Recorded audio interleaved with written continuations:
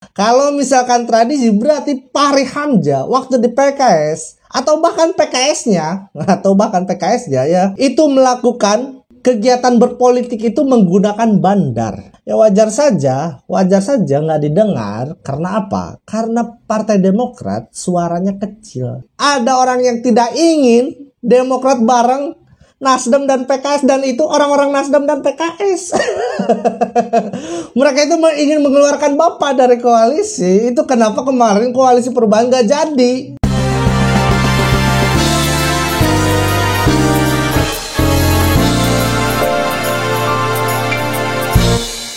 Assalamualaikum warahmatullahi wabarakatuh. Selamat datang di video saya kali ini. Selamat datang kembali di channel Catatan Isu, tempat di mana saya mencatat dan berperspektif terhadap isu. Oke sahabat-sahabat, kita kembali di konten saya membahas soal politik, karena politik selalu banyak intrik yang menarik untuk kita perbincangkan. Kemarin kita sudah membahas soal Fahri Hamzah yang menyerang. Lalu kita juga membahas soal update dari Ibu Iriana, juga beberapa konten yang lain. Dan untuk yang sekarang kita akan membahas lagi tentang Fahri Hamzah. Kenapa Fahri Hamzah saya bahas?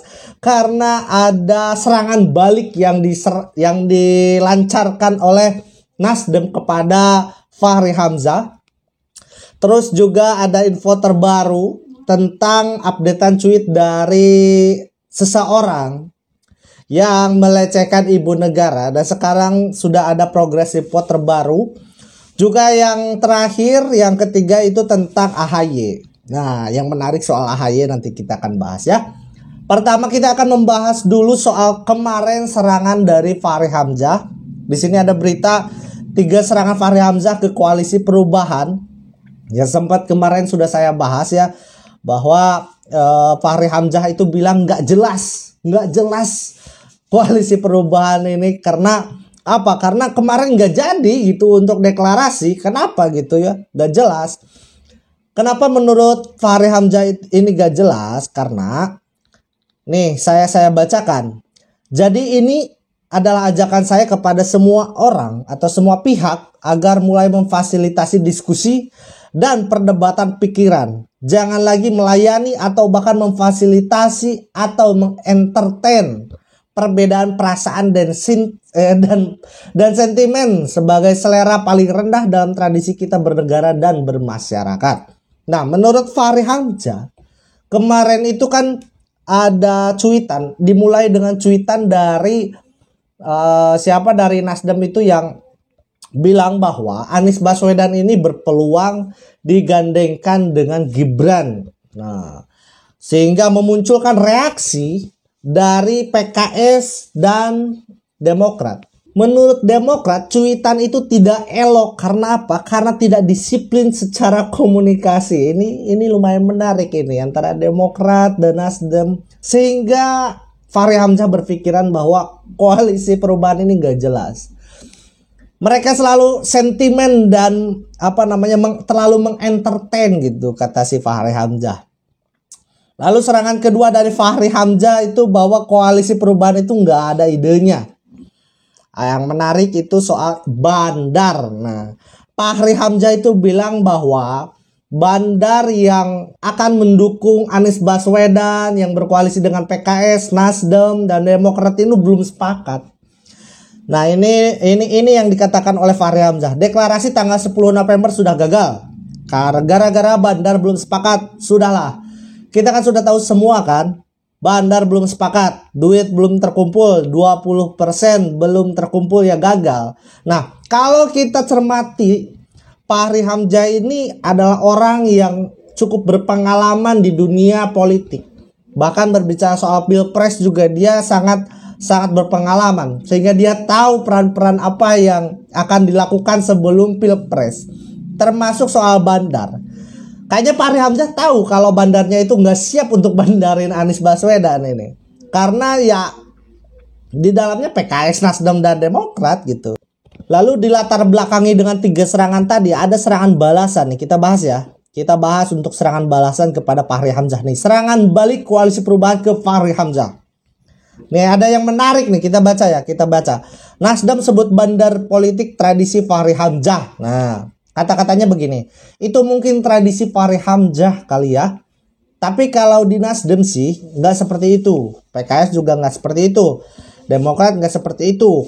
Mungkin di partai dia kali seperti itu. Ujar Ahmad Ali. Nah, kalau kita telisik lebih dalam kata-katanya nih, itu mungkin tradisi Fahri Hamzah.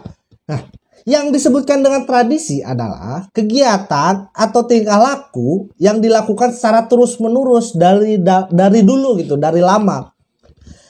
Apakah Ahmad Ali nggak tahu kalau misalkan Fahri Hamzah itu adalah mantan kader dari PKS? Ada yang menarik ya, ada yang menarik ya. Ya, kalau misalkan tradisi berarti Fahri Hamzah waktu di PKS atau bahkan PKS-nya ya itu melakukan kegiatan berpolitik itu menggunakan bandar. Nah, kenapa saya bilang begitu ya, karena dari Ahmad Ali. Ahmad Ali bilang itu mungkin tradisi Fahri Hamzah, sementara tradisi adalah kegiatan yang dilakukan dulu, dari dulu. Ya, mungkin waktu di PKS juga kayak gitu, harus ada bandar gitu kalau mau main-main berpolitik ya. Nah, kira-kira itulah serangan dari Nasdem ke Fahri Hamzah.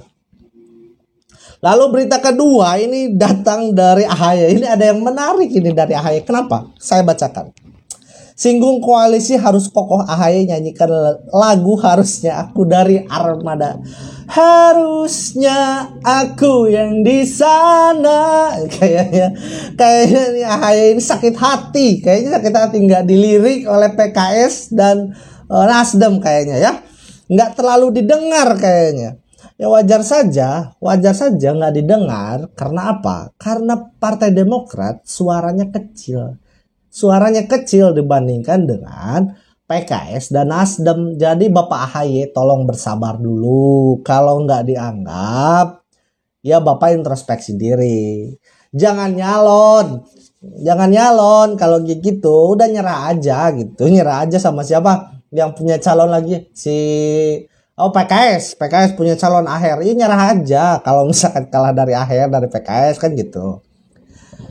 Nah, yang perlu kita kasih saran sama AHY, ini jangan-jangan di luar grup koalisi perubahan, ini kan pasti kan ada AHY, ada PKS, ada Nasdem di grup koalisi. Nah, jangan-jangan ini ada grup di luar AHY gitu.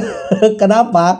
Karena di berita kedua kalau saya baca nih berita kedua, AHY singgung ada yang tak ingin Demokrat, Nasdem dan PKS bersama. Sebetulnya bukan ada yang tidak ingin Demokrat, Nasdem dan PKS bersama, tapi ada orang yang tidak ingin Demokrat bareng Nasdem dan PKS, dan itu orang-orang Nasdem dan PKS. Mereka itu ingin mengeluarkan Bapak dari koalisi. Itu kenapa kemarin koalisi perubahan gak jadi. AHY ini harus sadar diri. Karena menurut PKS dan Nasdem lebih baik ngobrol sama bapaknya daripada sama anaknya. Mungkin begitu ya pikir PKS dan Nasdem ini, ngapain mau ngobrol sama AHY kan gitu. Mungkin itu juga. Nah, tidak perlu khawatir, insya Allah sekali lagi kita punya niat yang baik, maka dijagalah ikhtiar besar ini. Katanya bahwa hasil tidak akan mengkhianati usaha. Aduh, ini kalau ngomongnya, kalau dari gaya bahasa ngomongnya sih keren, tapi nggak tahu kalau misalkan kalau udah jadi ya, karena dia belum pernah jadi gitu, kalau belum pernah memimpin jabatan eksekutif. Nah, kita lanjut aja untuk berita kedua. Ini sudah diproses ya, cuitan soal Iriana Kim Kyon Hee diproses polisi. Jadi kalau mau update beritanya, di subscribe dulu channel saya, karena kemarin sudah saya bahas tentang si pemilik akun ini yang mengeluarkan mengeluarkan tweet, "Bi, tolong buatkan tamu kita minum, baik Nyonya." Nah, ini sangat melecehkan harkat martabat derajat ibu negara. Saya juga tersinggung ini. Harusnya orang-orang seperti ini sudah hilang di Indonesia. Hate speech, meme kayak gini sudah basi gitu. Nah, nama akunnya itu Koprofil Jati. Sampai direspon sama si Gibran sama Kaesang kan gitu. Lalu muncul permintaan maaf kan, tapi di dalam permintaan maafnya juga aneh. Kenapa aneh? Karena di dalamnya membahas soal rejim-rejim. Apa hubungannya sama rejim ya? Orang dia sendiri yang ngomongin menghina ibu negara. Kenapa dia bahas rejim? Apalagi dia ngomongin soal norma dan etika. Nah, kalau ngomongin norma dan etika, udah jelas-jelas dia yang nggak punya norma dan etika. Masa ibu negara dilecehkan seperti itu? Nah, berita selanjutnya, Bareskrim kantongi identitas pengunggah meme foto Iriana. Jadi sudah ada data-datanya dari Bareskrim Polri. Semoga orang ini diciduk karena biar kapok lagi gitu ya, biar kapok, nggak ada lagi orang-orang yang meremehkan simbol negara. Itu aja untuk video kali ini, ditutup. Wallahul muwaffiq ila aqwamit thoriq. Wassalamualaikum warahmatullahi wabarakatuh. Bye.